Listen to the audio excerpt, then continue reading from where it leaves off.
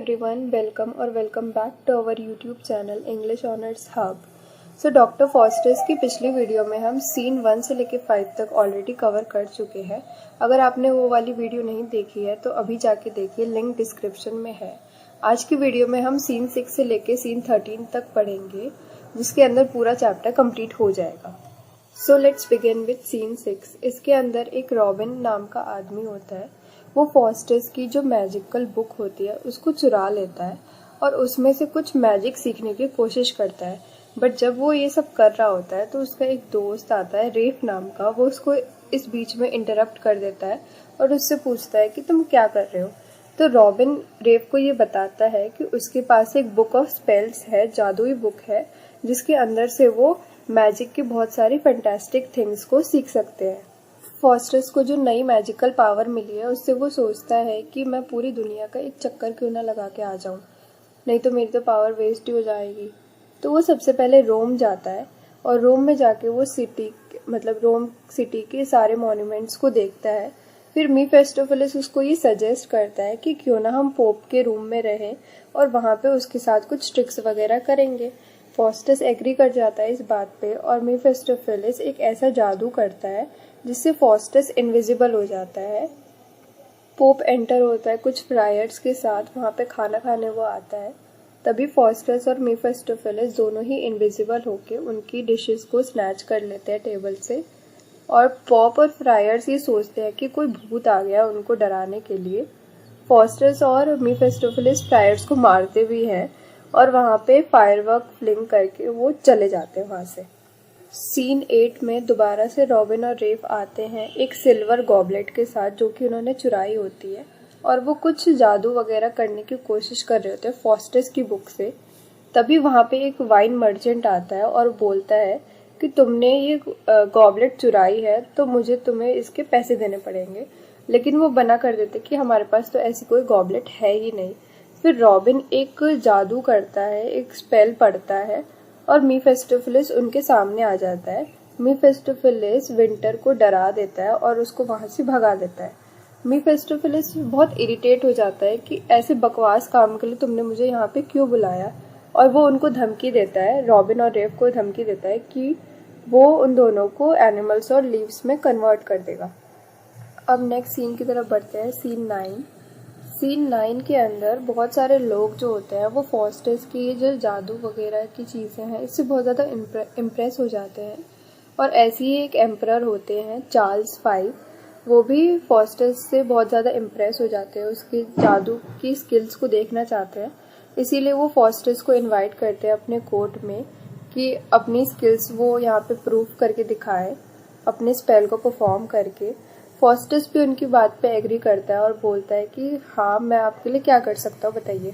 तो एम्परर बोलते हैं कि तुम अलेक्जेंडर द ग्रेट की स्पिरिट लेके आओ यहाँ पे, तब मैं मानूंगा कि तुम एक अच्छे मैजिशियन हो। बट कोर्ट में कुछ ऐसे भी लोग होते हैं जो फॉस्टर्स की बातों पे बिल्कुल भी भरोसा नहीं करते हैं, जैसे नाइट। वो उसकी बातों पे बिल्कुल भरोसा नहीं करता है और वो वहां से चला जाता है। फॉस्टर्स अपने जादू को दिखाने के लिए मीफेस्टोफेलिस को भेज देता है अलेक्जेंडर की स्पिरिट लाने के लिए, अलेक्जेंडर और अलेक्जेंडर की लवर की स्पिरिट लाने के लिए भेज देता है। एम्परर एग्जामिन करता है उन स्पिरिट्स को और देखता है कि हाँ, ये तो बिल्कुल ट्रू बॉडीज है अलेक्जेंडर और उसकी लवर की।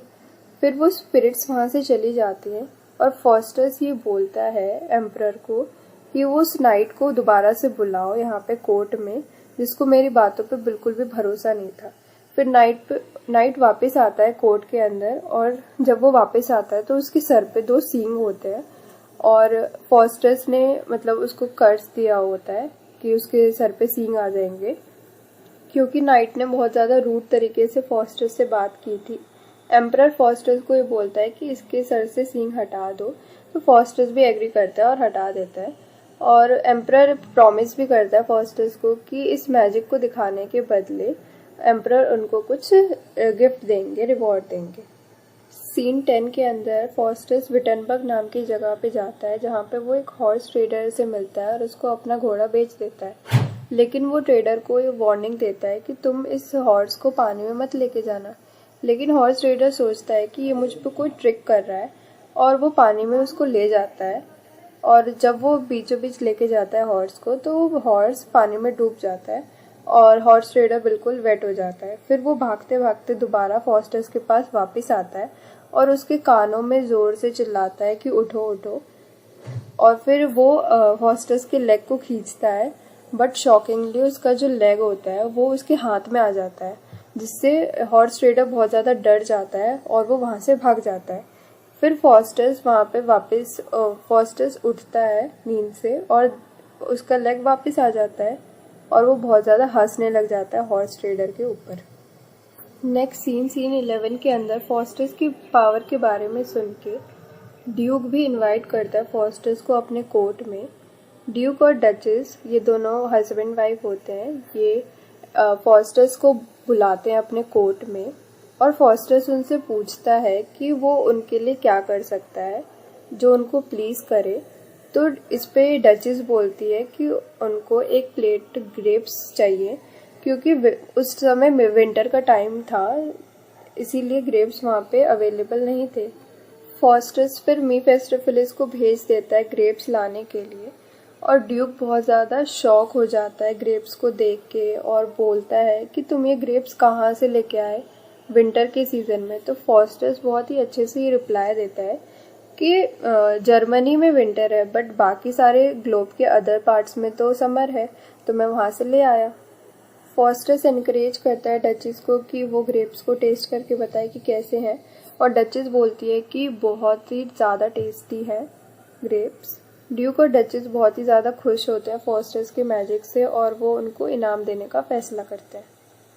ऐसे ही वर्ल्ड की अलग अलग जगह घूमते घूमते उसके 24 साल पूरे ही होने वाले हैं जल्दी। फिर सीन 12 में फॉस्टर्स और मीफेस्टोफेलिस कुछ स्कॉलर्स के साथ बैठे होते हैं और उन स्कॉलर्स में से एक स्कॉलर फॉस्टर्स को ये बोलता है कि तुम अपने जादू से हेलन को लेके आओ, हेलन जो कि मोस्ट ब्यूटीफुल वुमेन है इन द वर्ल्ड। और फॉस्टर्स ऐसा ही करता है और वो उसको लेके आता है। तभी एक ओल्ड मैन वहाँ पे आता है स्टेज पर और फॉस्टर्स को बोलता है कि तुम अभी भी माफ़ी मांग लो गॉड से। ओल्ड मैन बिल्कुल सेम रोल प्ले करता है जैसे गुड एंजल प्ले करती थी पहले के सीन्स में। वो भी फॉस्टर्स को यही बोलता है कि अभी भी तुम्हारे पास टाइम है, क्या पता अगर तुम अभी रिपेंट करते हो तो क्या पता तुम्हारे जो पाप है उनसे तुम्हें मुक्ति मिल जाए। लेकिन फॉस्टर्स बोलता है और उस पर चिल्लाने लगता है कि अब तो मैं मरने ही वाला हूँ, अब कुछ नहीं हो सकता। फिर फॉस्टर्स उस ओल्ड मैन को बोलता है कि तुम चले जाओ यहाँ से और मुझे अपने सिंस के बारे में सोचने दो। फॉस्टर्स भी कुछ थोड़ी देर के लिए वो सोचता है कि मुझे रिपेंट करना चाहिए, बट इसके रिस्पॉन्स में मीफेस्टोफेलिस उसको बोलता है कि तुम एक धोखेबाज हो और उसके धमकी देने लगता है। फॉस्टर्स मीफेस्टोफेलिस को ये कहता है कि ओल्ड मैन को टॉर्चर करो और यहाँ से भगा दो, और एक और डिमांड करता है कि हेलन को उसकी लवर बना दो ताकि इस डील से हटके उसका कहीं तो ध्यान भटके। मीफेस्टोफेलिस ऐसा ही करता है और हेलन को उसके सामने ले आता है। हेलन से फॉस्टर्स किस मांगता है।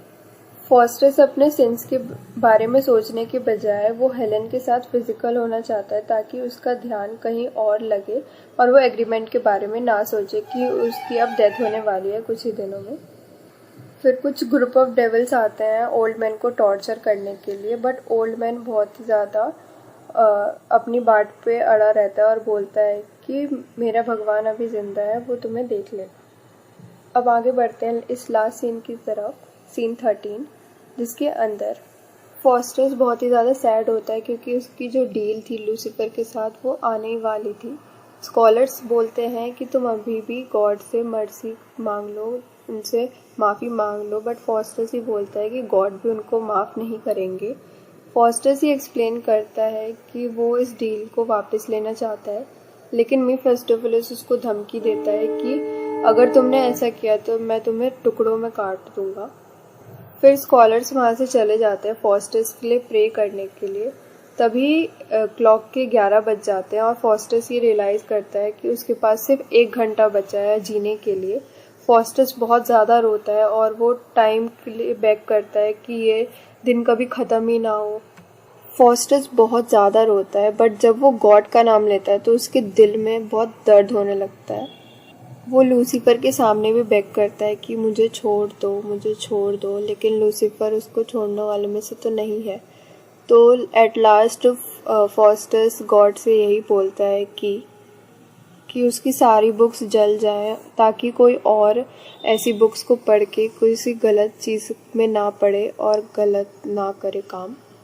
इसी के साथ ये प्ले ख़त्म हो जाता है। अब लास्ट में हम एपिलॉग पढ़ेंगे, जो कि लास्ट लाइन्स होती हैं पूरे प्ले की।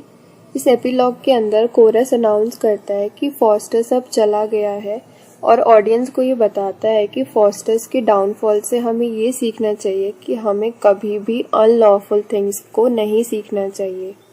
जो नोट्स मैंने वीडियो में यूज़ करे हैं, अगर वो आपको चाहिए तो आप हमारा टेलीग्राम चैनल ज्वाइन कर सकते हैं। अगर आपको पसंद आई हो वीडियो तो ज़रूर लाइक करिए, कमेंट करिए एंड सब्सक्राइब करना ना भूलें। Thanks for watching.